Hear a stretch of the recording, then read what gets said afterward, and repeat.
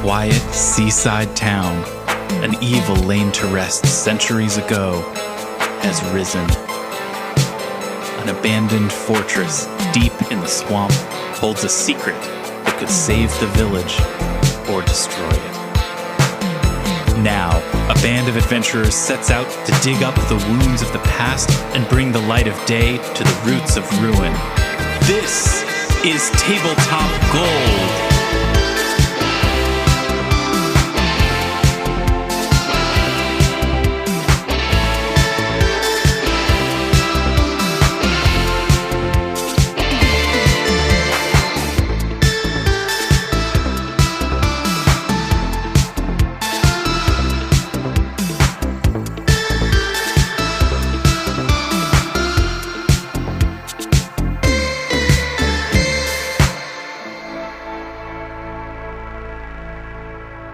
Hello and welcome to Tabletop Gold. I'm going to try a new, we're going to come up with a tagline for the show. It's the it's good. No, that's good. That's good. Is that good? Gold?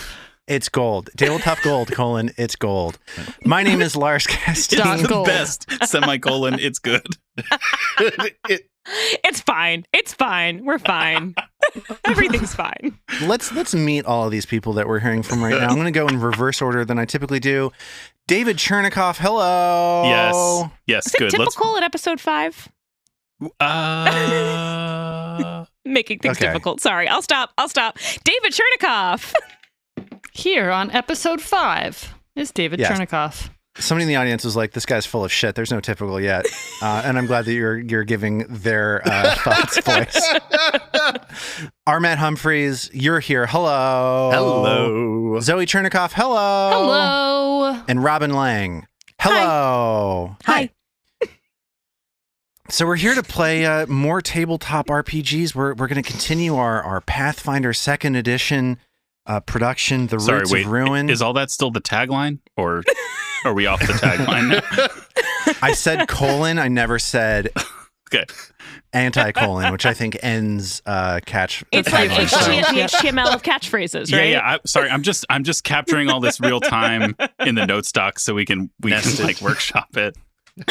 We've got to talk about these notes because they are thorough but impossible to discern any useful information from. That's what you so we're going to think. keep playing our game today. I'm really excited. We've got a really exciting one for you today, folks. I think it's going to be a real humdinger.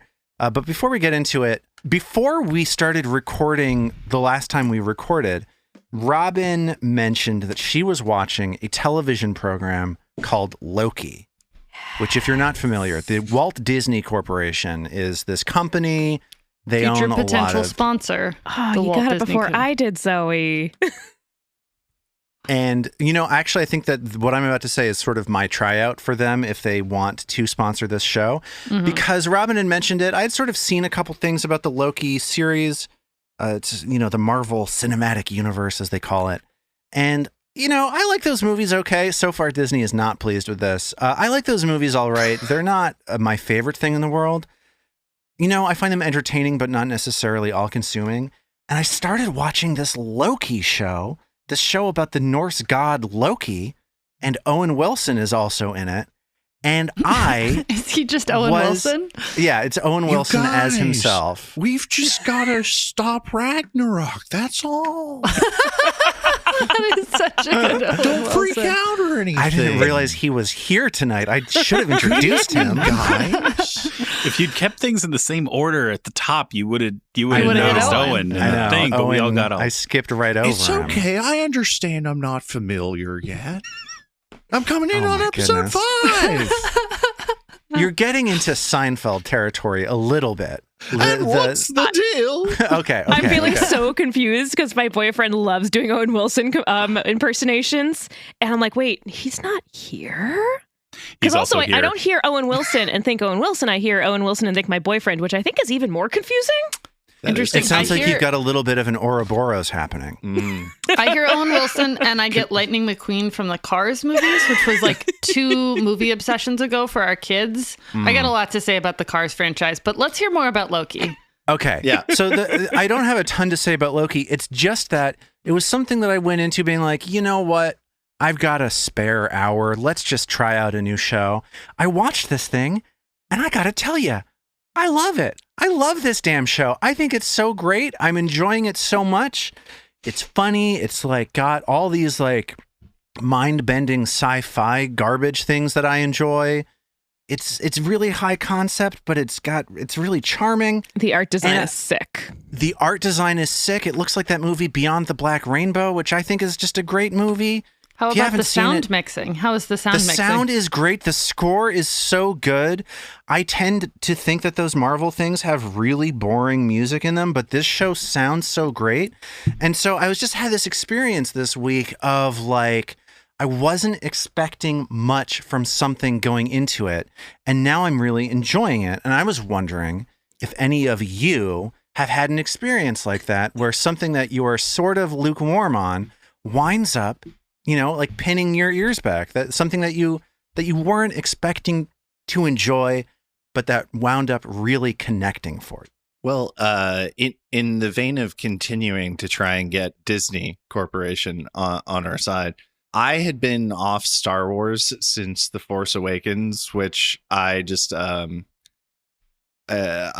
did not feel connected to as a viewer. But The Mandalorian brought me back to my Star Wars fandom, which I think is awesome. I guess that's something that these things would have in common. It's like the reason that you might feel lukewarm about something is that you have been burned by things like it before. For sure. So I feel like a lot of these things might be like return to form. You know what it was for me? The Wire. Oh. The Wire. Everyone went on for so long about how amazing The Wire was, to the point where I was like, I don't want to watch this thing. It's about drug dealers in Baltimore? Why the hell would I I've seen a Law and Order SVU. Yeah, this is not up my alley in any form of anything that I've ever been interested in. And then pandemic hit, and we were constantly home. And I had mentioned to my boyfriend that I'd never seen it. He was like, watch one episode with me, see what you think. So you were a 2020 first-time Wirer. That is impressive. Yes, I had no idea really what it was about until I finally watched that first episode in 2020, and I was like, "This is all we're watching now." This is a very wonderful and revealing anecdote, because it is similar to Lars's in a certain way, but it has one very major difference, which is that Lars's ingoing skepticism was based on Lars's previous experience of other things, kind of roughly by the same outfit. Yours, Robin, was just based on being a complete contrarian. Why everyone likes this show? You hadn't tried out Homicide or The Corner and been like, nah, I'm off David Simon. You were just like, everyone loves this. It must stink. Well, it can't be that good. Well, most of the people I knew who really extolled it were people whose taste I didn't necessarily respect.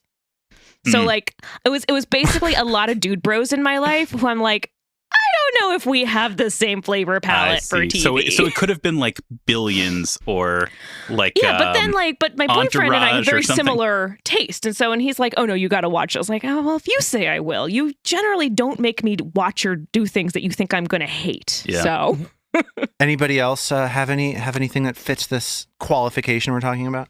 Sort of fits in. It's I feel like it's not quite in the either action or comic book world or fantasy world that we're operating in. But I had a sort of deep dive earlier in the pandemic with Normal People. I'd read the book first. And then there's a Hulu show. So future potential sponsor Disney. I think you're still a part owner in Hulu, so we can continue that working relationship. I appreciate you continuing to put the screws to Disney. To Father Disney. They're close to signing, I think. And that show is amazing. I don't know. With perhaps the exception of The Wire, I'm not an action or I try to have as little anxiety in my life in my TV or movie viewing as possible, because I have enough anxiety elsewhere. Normal People have sort of existential anxiety, but it is hot Irish people having sort of beautiful Irish sex, and there's a lot to like. I'm intrigued. I really appreciate you bringing this up, because this is not something that I knew anything about. Oh, interesting. So it's based on a novel that was, I think, 2018, maybe 2019 published, but it's sort of what's happening with streaming television. The woman who wrote the novel is now I think she's 30, but she was, incredibly young when she wrote it. This is her second book. She's sort of like a young Irish phenom And there's like all this controversy of like, is it literary? Is it just a romance? Like, as in like, so like Elena Ferrante? Sort of. Like, yeah, I feel like she's even gotten more flack because she's young than Elena Ferrante. Like, I don't know. Anyways, her name is Sally Rooney. I would recommend the show. I'd recommend the book.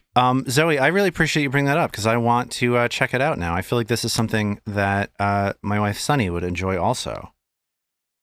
David, what's your poison here? So I've definitely had the feeling that you're describing before, and I was like searching back because I've had the very specific thought that you articulated of like, I really like this, and like it's almost like part of the reason why you're so drawn to it is that it's because your expectations were low, or like that's the experience that I've had, and I realized that your thing of like I was not expecting anything, and then the thing turned out to be really quite good absolutely applies to my number one media consumption during the pandemic, which Zoe is already the amount laughing. of buildup that you're giving to this is thrilling. I'm cannot on wait. tenterhooks.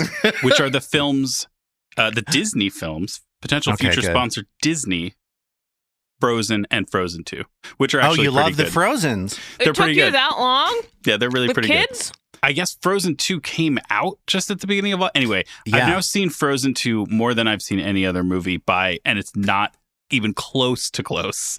I've probably seen Frozen 2, I don't know, 40 times. Or something. Yeah, that's probably about right. Speaking to our division of parental labor, I have never seen Frozen 2 all the way through. We have the same two children. But that's because like David just won't let you take his opportunities That's right. to watch Frozen He'll 2. push right? me out of the way. Go take some time for Oh, yourself. what's that? The kids need snacks? Oh, I'm going to stay here with them. You mom, Right. you go. All right, so this conversation... Quick, while mom's gone, put on Frozen 2. This conversation was ringing very true for me until recently. But yeah, it's good. Frozen 2's good. It's good show, good musical. Better than Cars. Sorry, Owen. It's all right. It was sort of written in an obsolete vernacular. Frozen 2 once felt like enough for me. Well, you got to watch it 39 more times. Can we clarify? I don't watch this because I don't keep watching this because I want to keep watching. Yeah. That makes more sense now. I keep watching it because Zoe straps me to a chair. But it's okay because I love it. Just like I love you. The being strapped to the chair part, right? That's a trick she picked up from normal people. Oh. I got to watch the show. Ew. I got to watch all these things. Hey. Speaking of things that you got to watch, let's talk about how all of your characters are about to die. We need to watch a Reroll. bird dog kill Yay. us. Oh, God I damn need to it. watch some tutorials on how to make a better character. They say that the best way to learn is to fail. So I think we're all going to learn a lot of things right about now. Best way to learn is to die. I have been thinking about this fight so much in between these two sessions. I'm so excited about it. I Same. really Yeah. need a good roll for starting because I have the ability to do something that's so fucking helpful. Yeah. But if I have another bad initiative roll, it's going to be so fucking useless. Well, we're getting more hero points this time, right, Lars? I do have 2 Yeah, hero so let's just talk about points. that right now. We are breaking off a 5, as they call it, which is just a thing that I made up. Breaking off a 5. This is episode 5. Everybody's hero points reset to 1. But so if we hadn't used one before, that means we have 2, yes? That's not what the word reset means. Oh, well, because I have 2 net right now. I don't know why I have 2. No, what I'm trying to tell you is that you have 1 hero point. Everybody has 1 hero point because we have just Disney presents broken off a 5. Tabletop Gold is in no way represented by the Disney Corporation, and But we would like to be. parody, joke, not real. Tabletop joke. gold is Free gold. use. So let's reset the situation, and then let's talk about why this certain scenario that you're in right now is potentially such a problem. You have spent some time exploring Gauntlet Keep, the large fortress surrounding the ancient lighthouse Gauntlet, but you are currently in a smaller structure on a small island just to its northwest. After a run-in with a small fey creature named Tangletop, who insisted you obtain a shiny being guarded by a mean doll, you've opened a door to a workshop that has been completely demolished. The workshop looks as though it's where the lenses for the lighthouse were made a long time ago. But now, it's just a mess with glass and broken tools strewn absolutely everywhere. At the center of the room is this mean doll, a half bird, half boy made from stitched together fabric with a wooden beak. The worst Pinocchio ever. I was debating whether to say the Roberto Benigni Pinocchio is worse, but he's made 2 movies of Pinocchio. He put out a Pinocchio last year. Oh my gosh, guys, I have so many tangents I want to introduce here, but I feel like I'm going to interrupt Lars's flow, so I'm going to let him finish. Let's get back to that flow. This doll asked you if you were its master, and when it turned out you were not, it flew into a rage, lifted up into the air on its cloth wings, and moved to attack. I kind of feel like I should have really followed the lesson of Ghostbusters. And if someone asks you if you're a god, you say yes. And I should have just said yes, rather than we're friends with him. It kind of seemed like from its dismissal of your bird dude that it was not going to be... Like, I don't feel like we missed... I think this thing maybe knows who its master is, and it knows it's not us. But I'm with you. I think from going forward, if we're asked if we're someone, we just try and say yes, yeah. Ray. Yeah. The Zedmore law, basically, or Zedmore's law. I think Zedmore's law is what we're going with. So this combat encounter is the first one that I'm really concerned about the party for a couple of reasons. One, the party is low on resources. You don't have any spell slots open, which means you don't have much in combat healing. 2, the party doesn't have a ton of defense to speak of. You know, Mag can rage to do more damage, and if she does that, she becomes more susceptible to hits. So I'm not sure what David's going to do there. I'm intrigued to see what happens here. And there's one more thing I want to bring up, which is that Trill, as she walked into this room, you realize now that the destroyed contents of the workshop strewn across the room are very hard to walk across, so you are having trouble keeping balance. Ooh. This room is filled with, because of the glass strewn everywhere, it's filled with what's called uneven terrain, which means that if you're starting from a space in the room, any spaces within this octagonal, 30 foot by 30 foot room that you're in right now, you need to make an acrobatics check to attempt to move at all. Oh. If you fail that acrobatics check, you waste an action and do not move. If you critically fail the acrobatics check, you fall prone. And lest I need to remind you, the floor is covered with glass, and falling prone onto the floor would probably not be an effective way to take care of the threat that's facing you right now. Also, see Die Hard 1 through Die Hard with a Vengeance. So this room's tough to move around in, and this doll is flying. So that's not an issue for the doll whatsoever. So the whole room is difficult terrain? The whole room is uneven ground. It's not difficult terrain. Difficult terrain, it just costs you extra movement. Just slows you down. To enter. It slows you down. This is uneven ground. And the deal with uneven ground in this game is that you need to try to balance on it.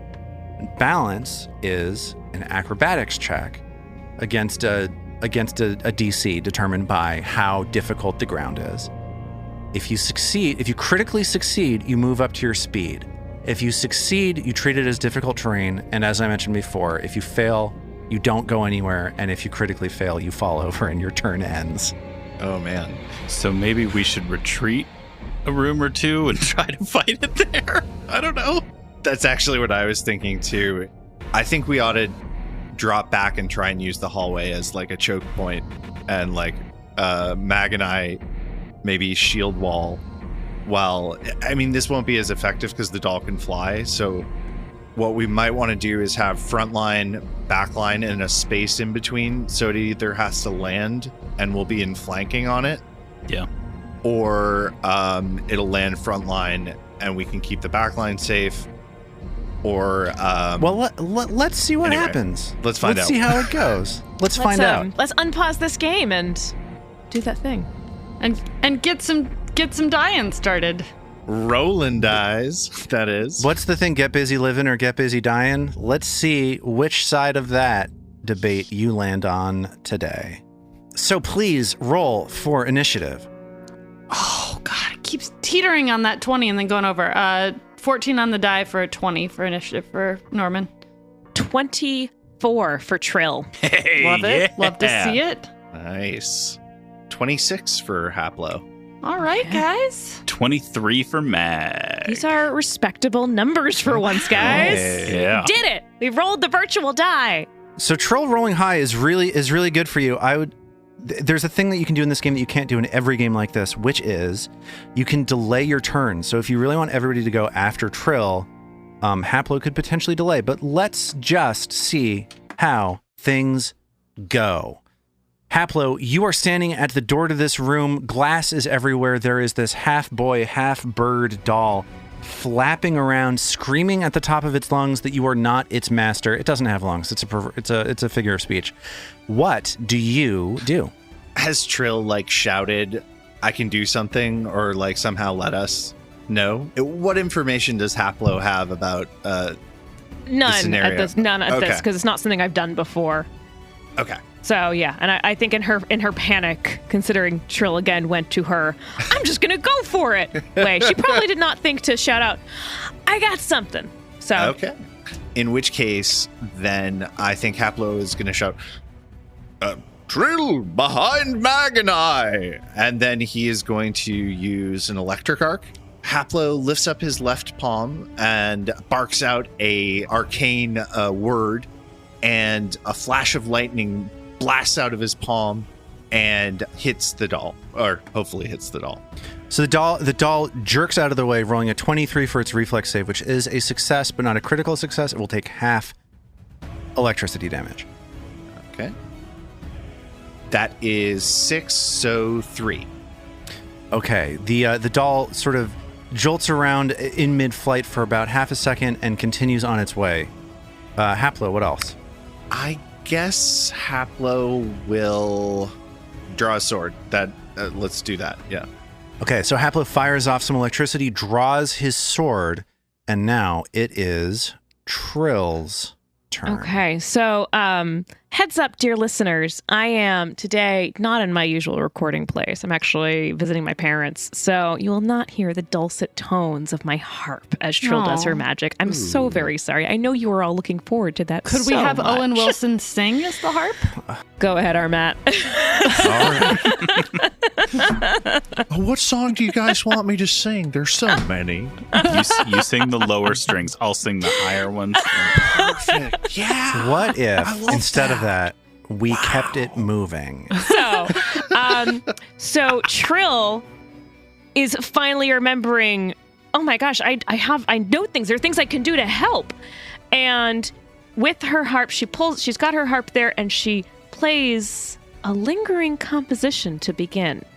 Okay, so give me a performance check, and how well you do on this determines how long your next song will last. So lingering composition will help her next spell. And doing my performance check, she, as an expert in performance, Trill ends up with a 17. Respectable.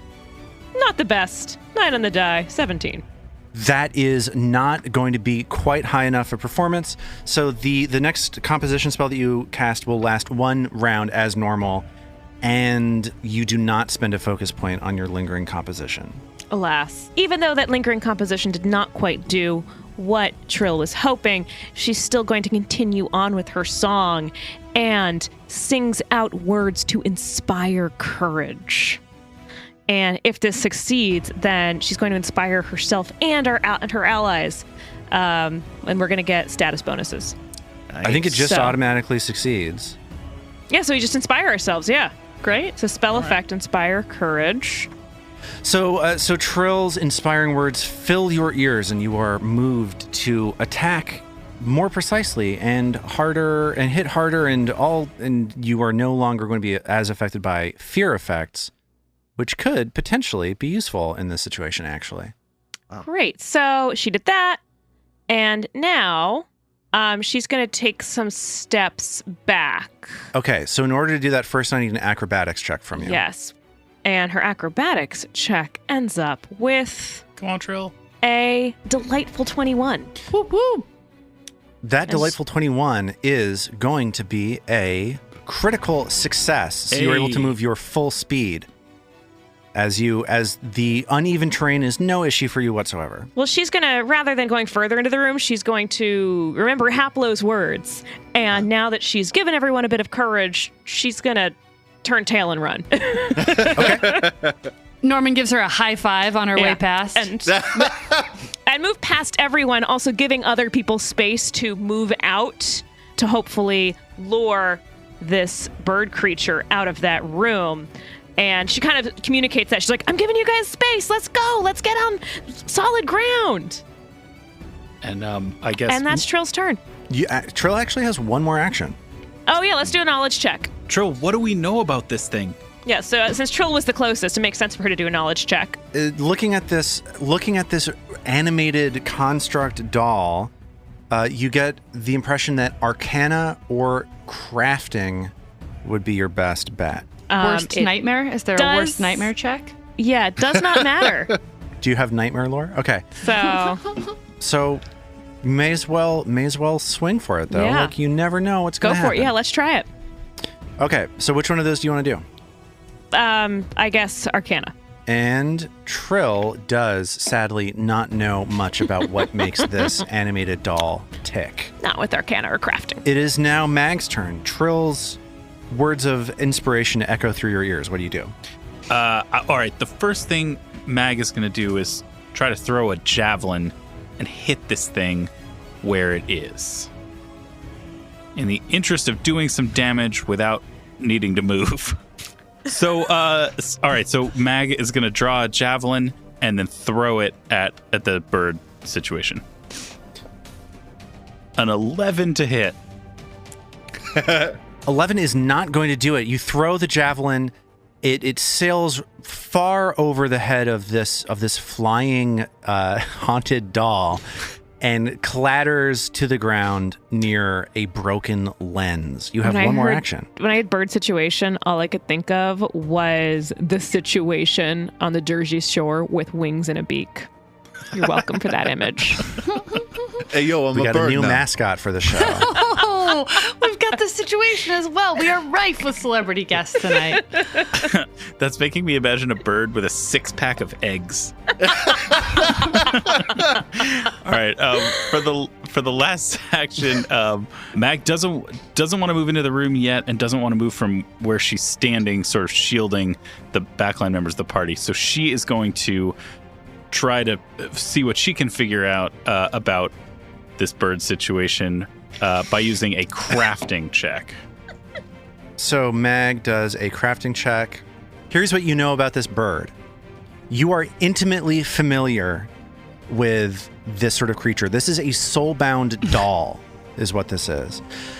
This is a doll that's ruled over, brought to life by a fragment of a creature's soul implanted somewhere in the doll's body.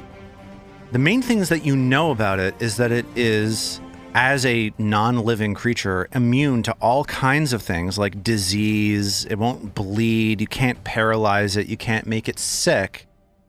But you do know that soul-bound dolls tend to have a particularly disruptive spell in their repertoire.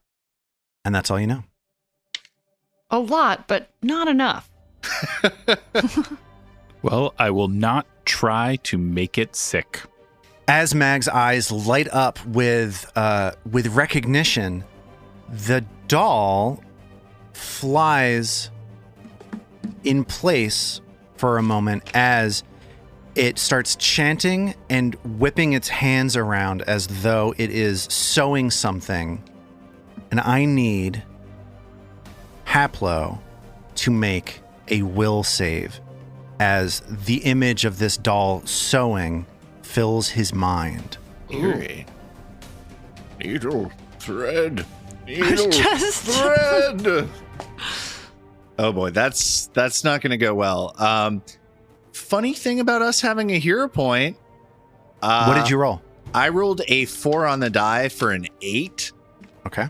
I think this might be the time to use that hero point. So I'm going to try and re-roll that will save. Much better, 18. Might still not be enough, but... The 18 is still a failure. You look down at your body and you see a needle made out of light puncturing your shoulder over and over and over again. On each shoulder, you look down, more needles as stitches are just put into your body. Your body is racked with pain. You will take some damage. Okay. This is mental damage, and the damage that you take is 12 mental damage. Eee. And you are now taking 2d4 persistent mental damage. Oh my god. Yo, Haplo is going to die. Yeah, for sure. It's cool. Well, you've got your healing potion. You are also sickened one as you start wanting to retch. This pain that is The filling your retching and mind the vomiting again. is so extreme. And I will say one thing. If you retch successfully and clear the sickness, you will no longer take that persistent damage. Excellent. But you'll lose all that delicious fish and dill we ate last time. The snooks. What of the snooks? I dreamt about bagels filled with salmon and a cream dill sauce Oh, well. the night after we recorded. There's It a lot was to like amazing. there. This soulbound doll squawks, just goes, "Rah!" and flies a little bit forward, tentatively moving towards the party. It is now Norman's turn. You see Haplo writhing and in pain, looking like he is about to be ill. What do you do? Well, okay, so what does Norman know from Mag? Like, did Mags pass anything on about this thing? Like, does he know anything? Yeah, you know everything that Max knows. I know everything that Mags knows. Would Daze work on this thing, or is it not the kind of thing that Daze would work on, or does Norman not know? You know that this thing is immune to mental effects. Okay. Alas. So Norman shouts, "I never trust anything that doesn't have any teeth." And he wipes his hand. You know, he's furious to see Haplo, who he just cured moments ago of his illness, writhing in pain. He steps into the hallway. It's an L-shaped hallway, so he steps just to kind of the corner of the L so he can see in the door to where the bird is. Mags and the writhing Haplo are in front of him. But so he steps forward and then uses telekinetic projectile to try and hurl whatever is below the bird at it. And that is a 9. 2 on the die for a 9. So close to being a 20. I saw it roll I know. past That has happened to me 20. like the last 6 rolls. So that's it for Norman's turn. One action to move, 2 actions to throw the wrench or underneath the doll up at it. This is not a great situation because we're currently at the beginning of round 2. It's Haplo's turn. You feel sick. Your mind is literally killing you. Quick question. Is it 1 action to retch or is it 2? It's 1 action to retch, and it's a fortitude save against the spell's DC. Okay. I am going to start things off by retching. Oh, not again. Poor Haplo. 23. 19 on the die plus 4 for 23. You just barely, you put your hands on your knees and start retching. you get enough of whatever this mental pollution that has filled your mind out that you are now no longer sickened and no longer taking persistent damage. Woo! That's good. That was a That's close huge. one. Yeah. Wow. Haplo's then going to use his second action to draw the minor healing potion. Third action, use it. Yeah. So that's 1d8, right? 8. Yes. Oh, that's That is awesome. huge. Yes. And Haplo's back in the fight. Oh. Norman mutters to himself behind him, my medical work comes in handy again. Oh yes, Norman, the resilience you've provided me. As he's standing in a pool of his own vomit. Again. Trill, it's now your turn. So Trill is gonna take. Oh, wait, no. Can Trill help? Trill can see Haplo, right? Can she? From where she's standing? Yeah. Okay. So Trill's gonna help out Haplo a little bit more. She sees her friend vomiting on himself, and she's like, "Shit, it didn't help enough. My Inspire Courage didn't do enough," and so she wants to cast Forbidding Ward on Haplo, Oh, awesome. Thank you. which will hopefully keep him from dying for a little bit. That would be good. Forbidding Word is a cantrip that boosts armor class and saving throws. And saving throws. That was the big thing, I figured. You have one more action. Trill's gonna raise a shield for herself, so she's gonna cast Shield. It's essentially like raising a shield, but she uses her harp, and basically by strumming the harp, I don't actually have the harp to strum, she basically, like, the arms in front of her arms and like the shape of her harp creates a shield magically. That's so cool. Inspire Courage has now worn off for everybody. It is now Mag's turn. Well, Mag is going to do what she should have done last time and just try to go up and whack this thing out of the air with a mace. So I guess step one is, or with a flail. So step one is drawing the flail. This soulbound doll has moved closer to us in the meantime. So Mag needs to stride toward it. So Mag is going to step one step in 5 feet to the south, which will put her right in front of this bird, but still blocking the door to the extent you can block a flying tiny thing from getting past you to hurt your friends. Oh, I You don't hear think the it's glass tiny. crunching underneath your feet as you step forward. Says Mag. All right, let's hit this thing with a flail. Hit it! Please hit it. As the gods intended. It's a big roll. And that is a 10 on the die for a 17. Oh, hero point maybe? Could be worse. I think maybe I want to save the hero point for when it destroys me in a minute. I don't know. I guess we can't make, I don't know. Well, yeah. 17 to hit.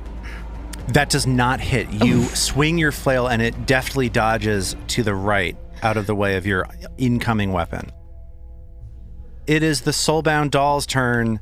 The Soulbound Doll is going to fly into Mag's space and it flies towards you with its fist pulled back behind its head, and it swings the fist straight for you, slow-mo, trying to knock your teeth out. Does a 24 hit you? Yikes. Oh my, great. Good. Yes, it does. That is a maximum damage, 10 points of damage as the Soulbound Doll clocks Mag straight in the chops. And guess what?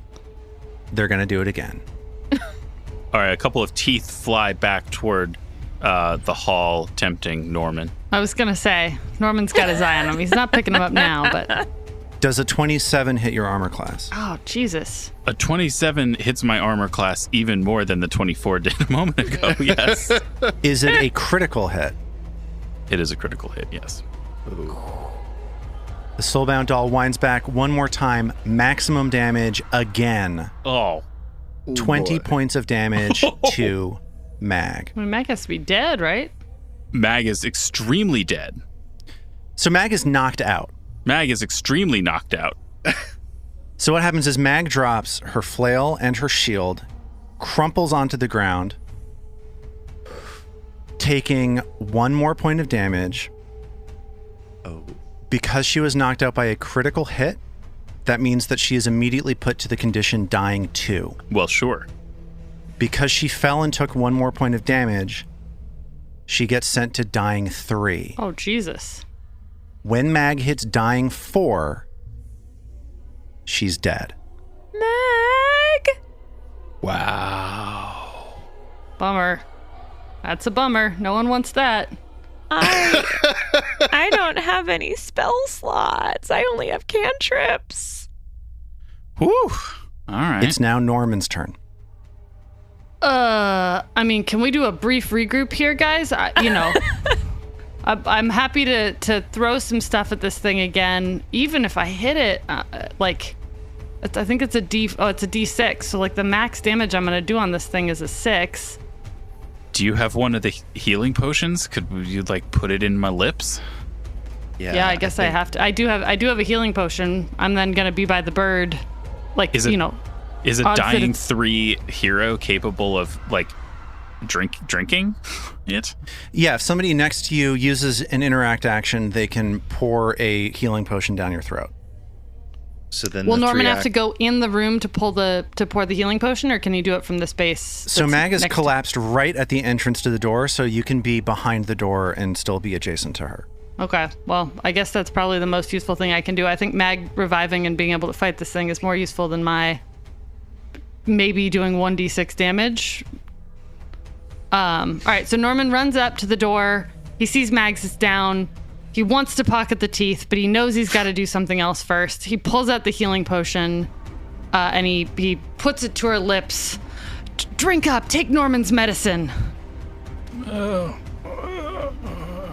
And what do I doesn't sound roll, promising. Lars? A D8.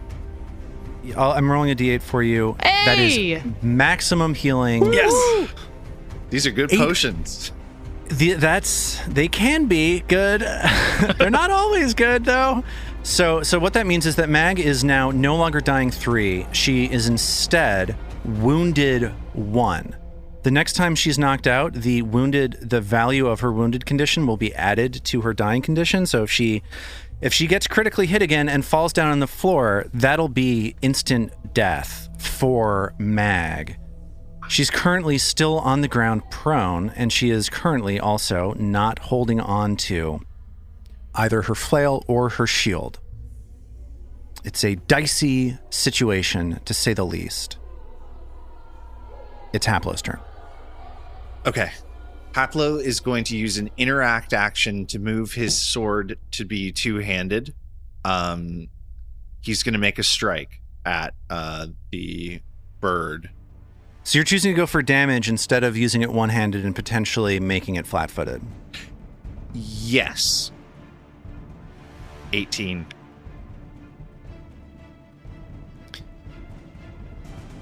Haplo's sword passes harmlessly underneath the doll's feet. Jesus. Yep.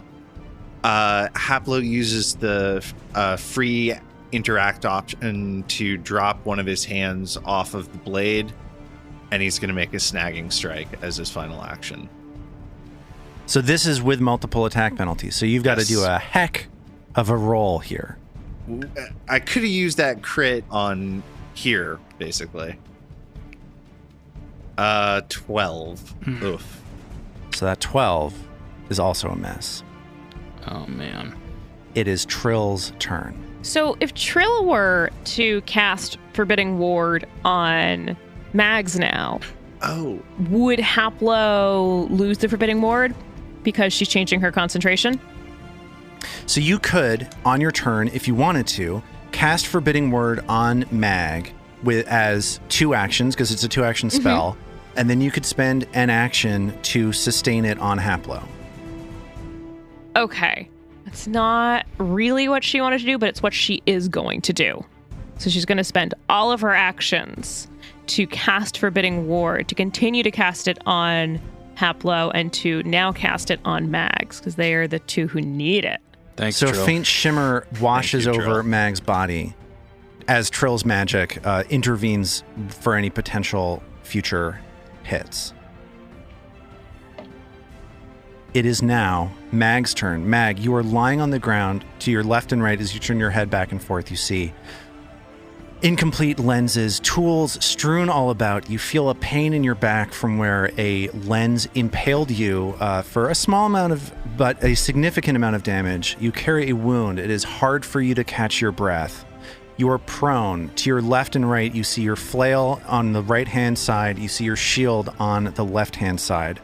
Above you, you see this soul-bound doll flapping its cloth wings. What do you do? A record needle scratches. Mag looks at the camera and says, "You're probably wondering how I got here."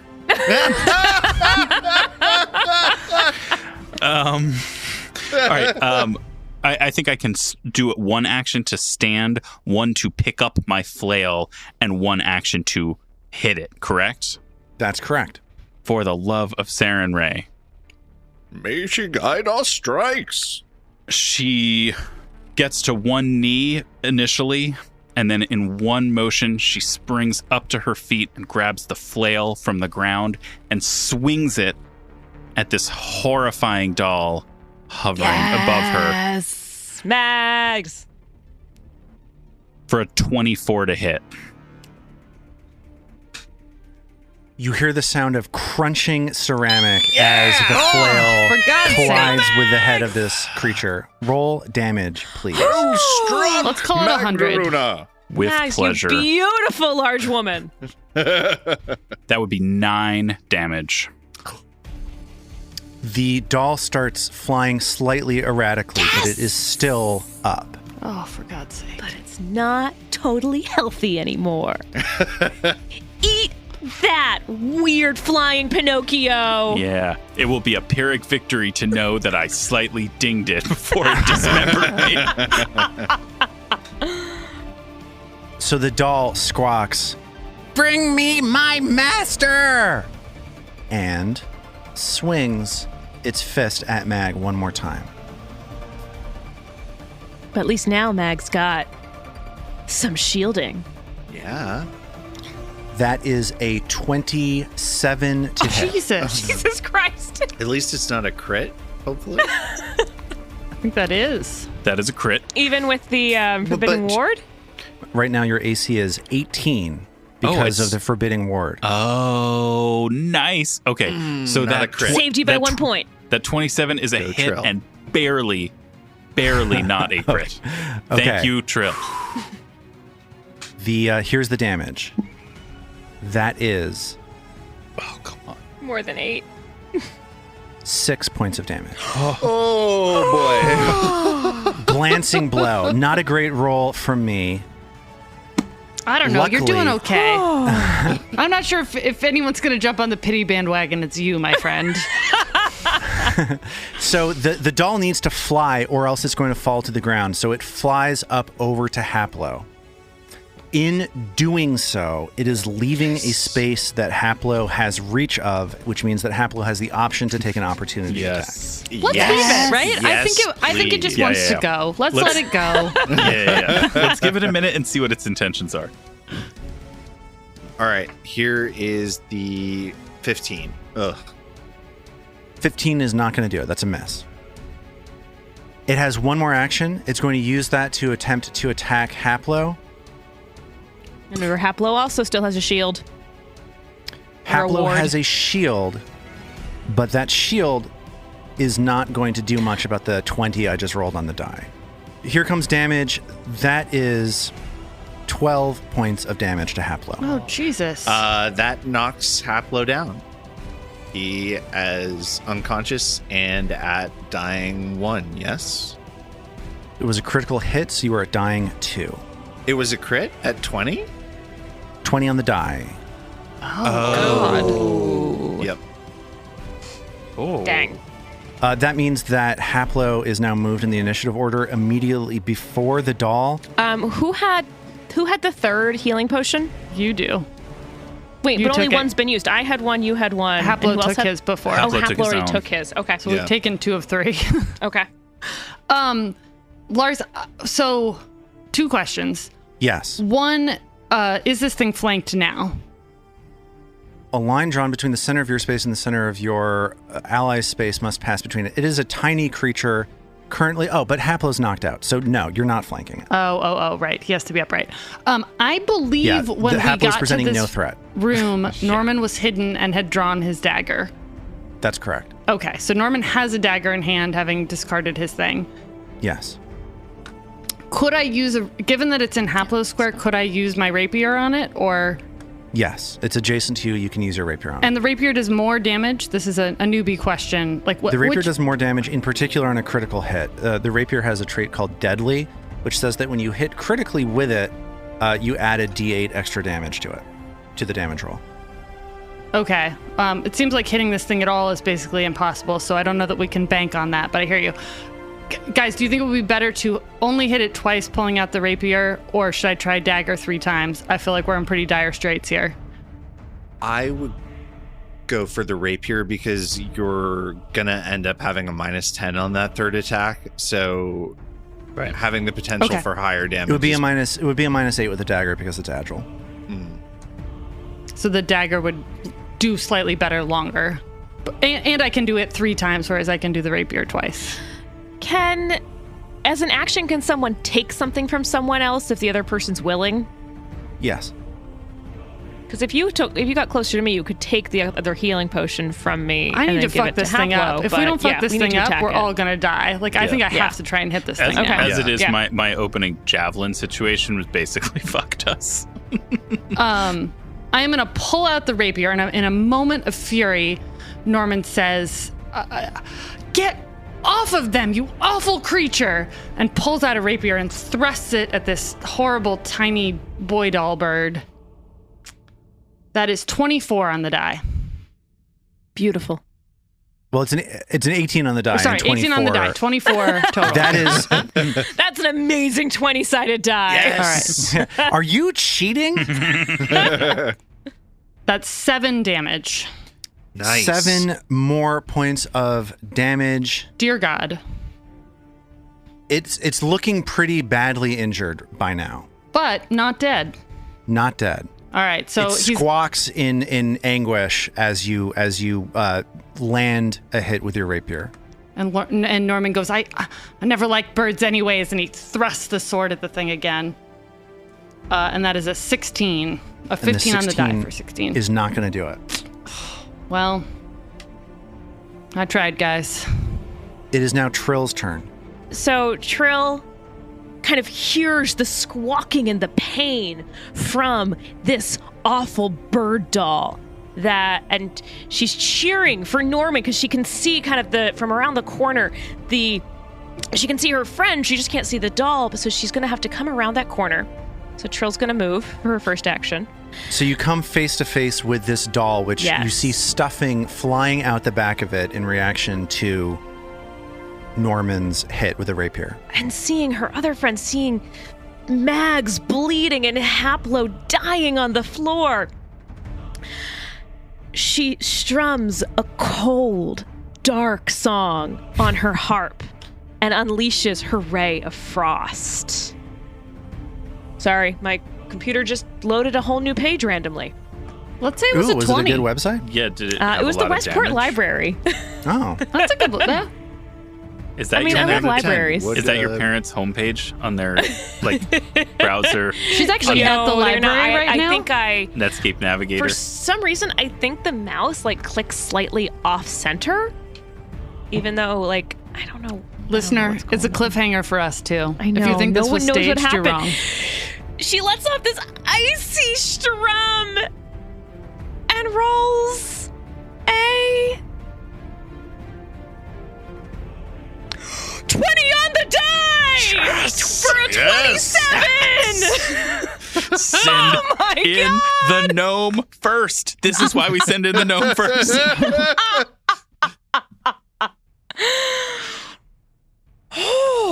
So that means that Ray of Frost, The cold wraps itself around the doll, and it starts flapping its wings in a labored way as it is frozen nearly in place. So I double it, right? So Yes. on my D4, I rolled a Yes. 4. Yes. And I got a bonus of Nice. 4 for my Yes. spell casting. And then because we're saying 4 a lot, we'll add 4 And more so just to get rid of so this I had fucking 2 more thing. 4s to it, right? I double the roll and I double the spell casting. That's So I right. hit it for 16. Oh, love that. I was kidding about all those other 4s, but they were real. So you 2 to the 4. your ray of frost slams into the doll, and it just like freezes nearly in place, and its wings continue to flap, and you hear it just like crunch as frost sort of flies off gently on top of Haplo's dying body. And it is now slowed by 10 feet for a round, and you hit it for 16 points of cold damage. Is it not dead? It looks like it's almost dead, What? but it is not currently. The ever-loving Christ. That roll, though, even if it didn't kill it, still may be my proudest moment in tabletop RPGs ever. Genius roll. Especially with the Westport Library thing. That was, you really Great played it up. misdirect right there. Yeah. I gotta tell you, I love this game. I think this game is so good. It's I'm like, intense. I'm schwitzing from the I am stress too, I'm and sweaty. the energy. So it is Mag's turn. Mag, you just saw Trill in slow motion come around the corner and just like a blizzard hit this doll. I'm like you look picturing down, that she was playing some like serious death metal on the harp at that moment. Mag, you look down and you don't know how well you can move. You're worried. You only have 2 hit points left. If you fall, that's going to be half of your current hit points done due to your fall. You see Haplo, his head cocked to the side on the floor, blood slowly dripping out of his mouth, and you see this doll in front of you taking a hard look as it flies laboredly, looking at Trill. What do you do? Mag wants to hit this thing hard and finish the job. So that's what's on the menu. I have some game mechanics questions. Forgive me. Sure. Rage. Rage will increase the damage of my melee strikes, and Rage will also give me temporary hit points, but at the cost of some AC. Is that correct? That's correct. All right. Hopefully, if you can hit it, it's done. My AC has not mattered. It's rolling like 45s every time it needs to hit me. I guess so. 1 point of AC going away, I guess, was the difference between me getting critted a second time and not. But I'm feeling like boosting my damage and giving myself some more life is a worthy trade-off at this point. Agreed. Plus, So- David, don't you in real life right now feel rage? Don't you want to tap into that raw emotion? Don't you want to boiling punch a beneath bird in the surface? face? Don't you want to punch a bird in the face, David? Anger leads to hate. Hate leads to barbarian rage. Yeah, I mean, at some point, you guys, we can talk about my thing of how I've always wanted to hit someone and I've always wanted to get hit, but that's like a separate situation. That's This David's. is David speaking, not Max. That's right. That's right. David's fury instinct, not Mag's. All right, Just checking. So Mag has seen this ray of frost blast into this bird and cause it just a massive swirl of snow and icicles, and somehow this thing is still not only alive but airborne. And Mag takes one look at that, and the blood rushes to her face, and the hair stands on end on her arms and on her neck. And she says, "No!" And she lifts her flail and swings it at the demon birdie as hard as she can. And that is a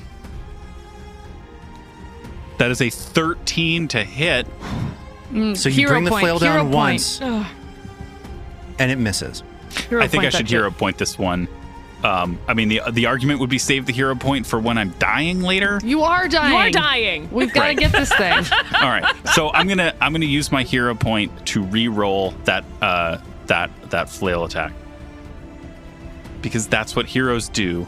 They ask for a do-over. All right. So this is another first attack with the flail. Come on, Skull Crusher, crush some skull, baby. And that is a slightly worse roll. That is a 12 to hit. No. It's always how it happens. So that's ill-timed. You have one more action, though. I think I got to do a second attack, right, y'all? Yeah. Yes. Yes. All right, a second attack with the flail. Because if you try and move, you may move. You may die. Yeah, exactly. And at least I can currently reach it. As the flail tumbles by and hits the floor, but in one motion, Mag, still with her feet planted firmly on this damaged ground, she torques her body back and swings the flail back for another strike at the doll. And that is a 14 to hit. Oh. So that 14 is not going to do it. It's Haplo's turn right now. At the beginning of your turn, you have to make a recovery save. What that means is that you need to make a flat check. You just roll a d20. The DC is equal to 10 plus your current dying value, which is 2. If you critically succeed, your dying value will be reduced by 2, so you'll be at dying 0, you'll stabilize, and you'll be at wounded 1. If you succeed, it'll go up by, or the dying value will go down by 1. If you fail, you'll go to dying 3. If you critically fail, which means if you roll a 1 or a 2 on the d20, you will die. Okay. Here we go. Godspeed. Come on, Haplo. Holy shit, I rolled the 1. He's dead. No. Haplo. You don't And have you any guys hero just points see left? Him, like, little blood comes out of his mouth. And he stops breathing. Oh. The old Haplo. elf is dead. His dreams unfulfilled. But Oh, man. Yeah. I am speechless. this bird sucks. Is it weird that actually in the different RPGs I played, I've never actually experienced a character dying? Yeah. This is so sad. Well, Robin, I think you're about to get to have that experience again. Oh, man. Listeners, this is not how this usually goes. Combat in This Pathfinder bird is don't like play. real. It's real. The doll flies slowly towards Trill. Oh, for fuck's sake. I didn't get a chance to raise my shield. Damn. And swings at her with its fist.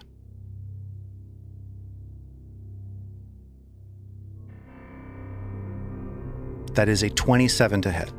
That would just be critical. Oh.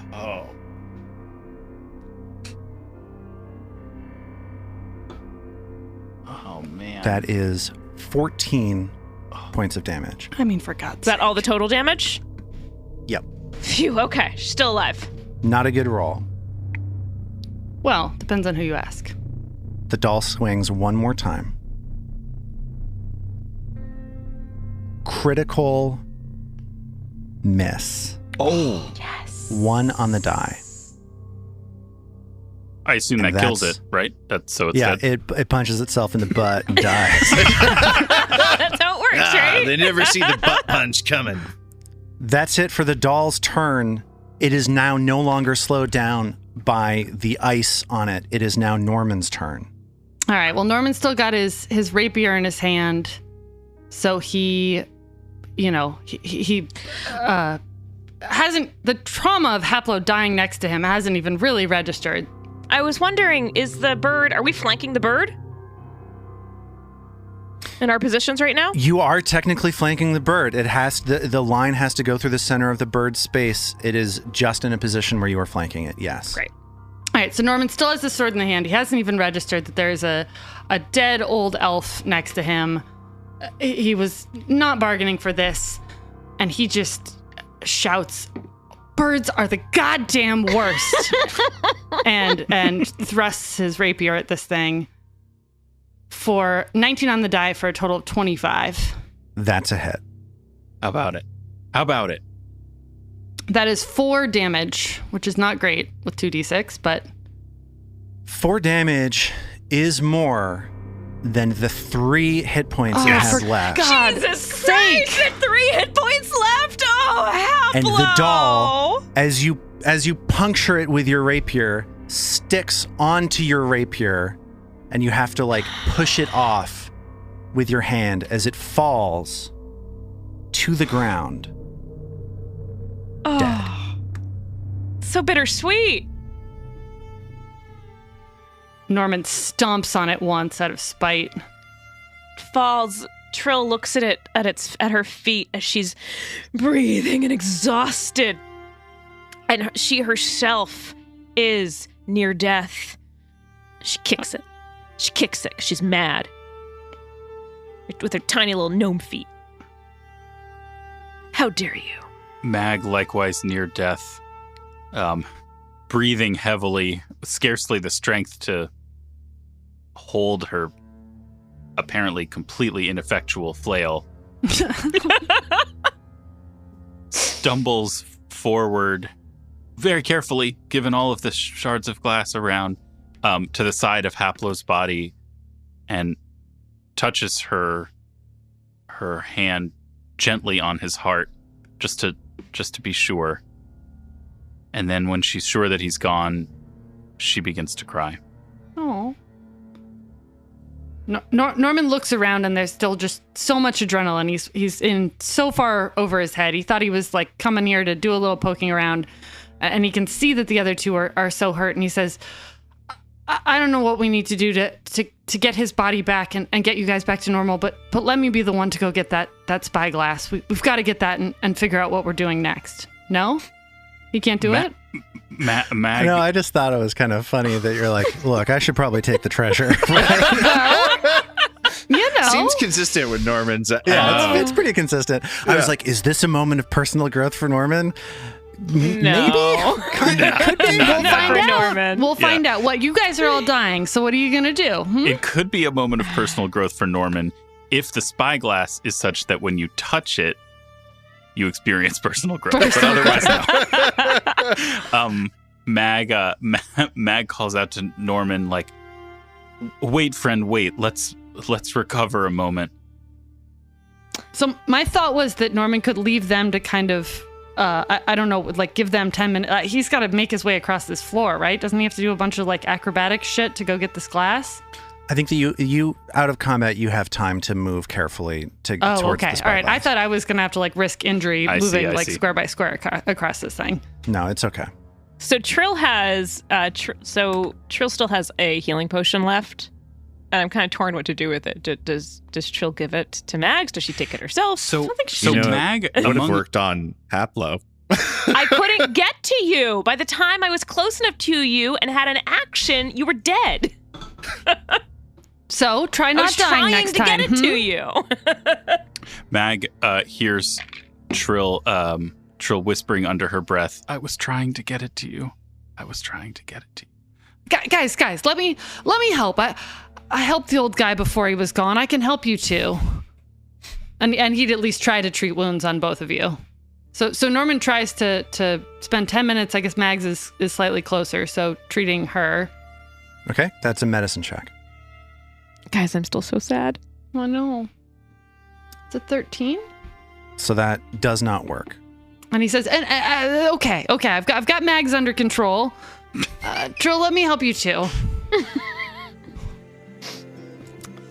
And that's a 17. So Trill gets back 2d8 hit points, which I'm just going to roll now. Trill gets back 13 hit points from Norman working on her for 10 minutes. Oh, wow. Okay. And while he's down there, he also reaches over and grabs Mags's teeth that had fallen on the ground. And he picks them up, and you can see him kind of torn, and he says, "Here, Here's these back. And he hands them to Mag. And Mag says, Mag looks at the teeth in disgust and says, keep them. Oh my God. And Norman feels a great sense of personal connection. You can see his eyes kind of light up and he says, thanks. Tucks him in his pocket. Trill's got this bird at her feet. So Trill, in her kicking at this bird, she's still mad at it. So she's like going over, she wants to shake it. And as she's shaking it, she kind of ends up investigating it as well. You see on its back a small glowing gem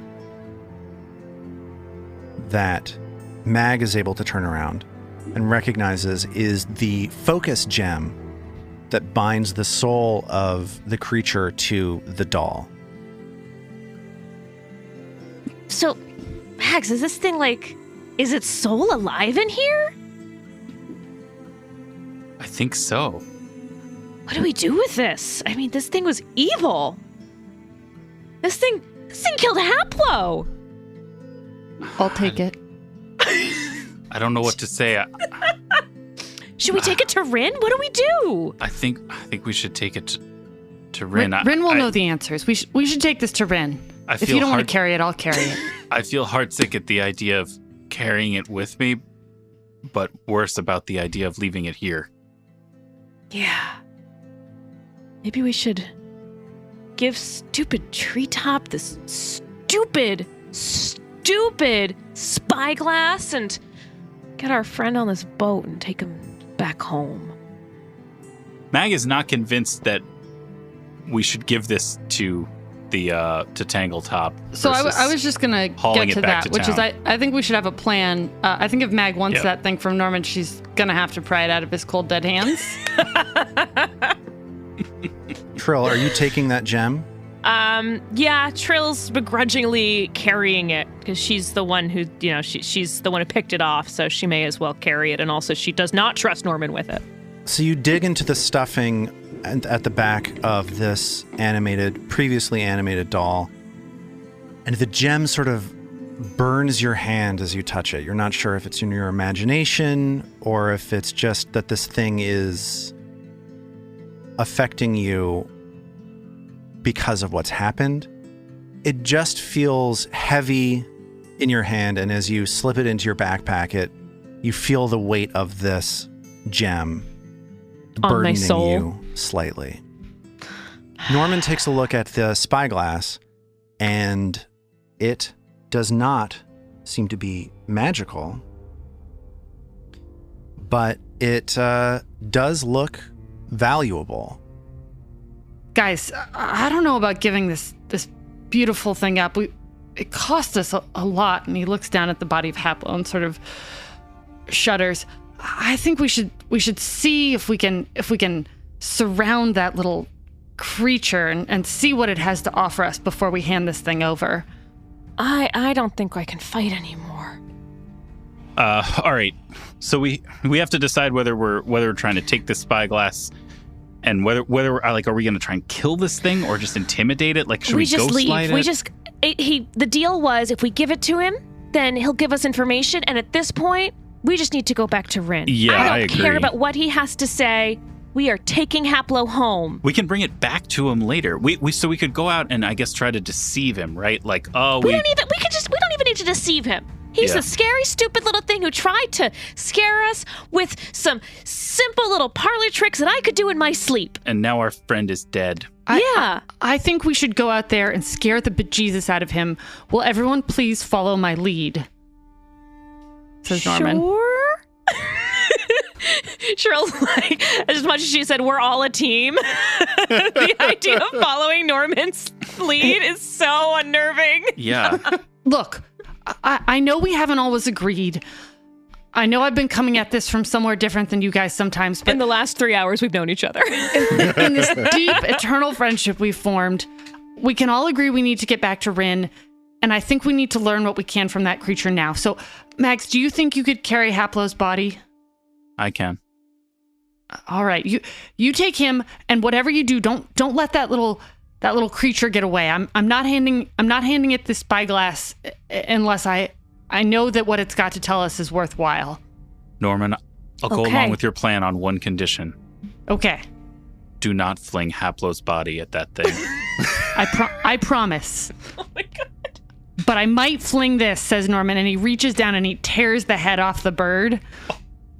And he's got the spyglass in one hand and the bird's head in another, and he's just fucking furious, and he marches in with everyone kind of behind him. I like this side of... Babe, you're so metal when you're mad. You push through the room that has the portraits of Absalom getting destroyed, and so on and so forth. Mag is able to lift the elf's thin body into her arms, and you walk through the door, and you see Tangletop, the blonde-haired fey creature, notice Norman carrying the spyglass, and he says, "Oh, so you found the shiny! Fantastic!" Oh, we found more than the shiny. That creature wasn't a doll, it was a monster. Get over here. And Norman is standing by the door so that he can get out if he needs to, and he's sort of motioning to Mags and to Trill to come over by the door. And Trill follows him, putting on an angry face. Trill's a performer. Trill knows how to act, even if she doesn't fully trust Norman right now. She's playing along. We lost this elf in Tangletop. here. His whole life's work was this keep. Tangletop says, "Yes, but let's talk about the shine." And then he sees Haplo in Mag's arms, and he falls silent, and he says, Oh. Yeah. Now I want to talk to you for a second. You're not getting anything. I have half a mind to walk out of here with this shiny. So if it means anything to you, we need to hear something of what you have to offer us, or we are just leaving with this. That sounds like either diplomacy or intimidation. I think it's intimidation at this point.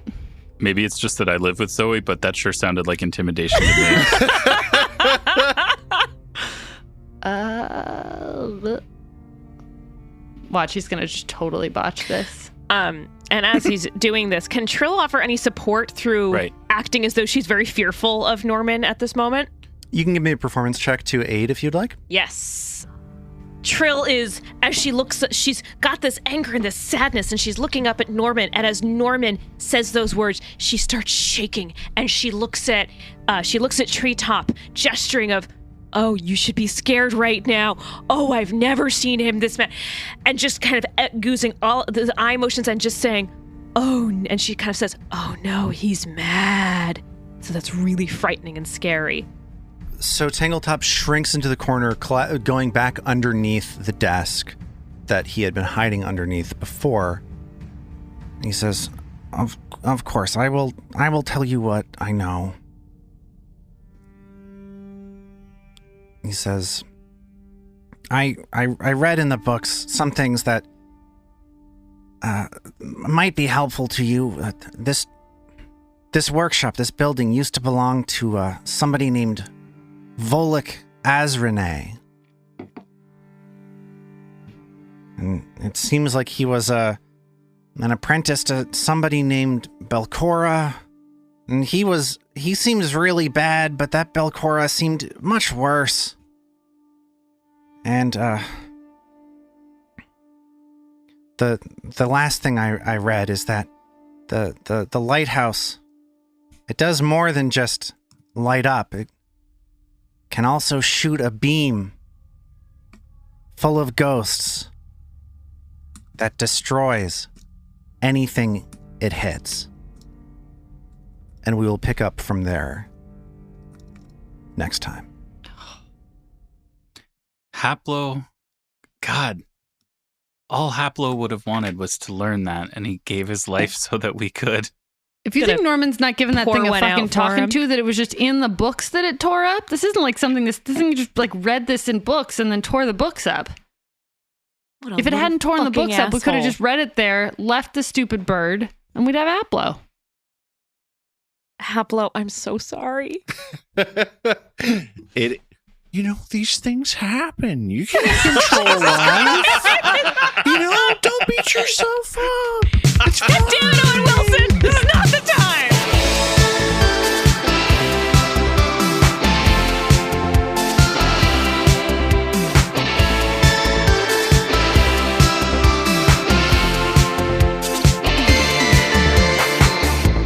Roots of Ruin is a Tabletop Gold production produced under the Paizo Incorporated Community Use Policy. The Roots of Ruin uses trademarks and/or copyrights owned by Paizo Inc., used under Paizo's Community Use Policy. We are expressly prohibited from charging you to use or access this content. Paizo does not recognize, endorse, or sponsor this project in any way. Original characters and content are the property of Tabletop Gold. For more information about Paizo Inc. and Paizo products, visit paizo.com. We at Tabletop Gold would love to hear from you. Email us at letters@tabletopgold.com and find all our social links at tabletopgold.com.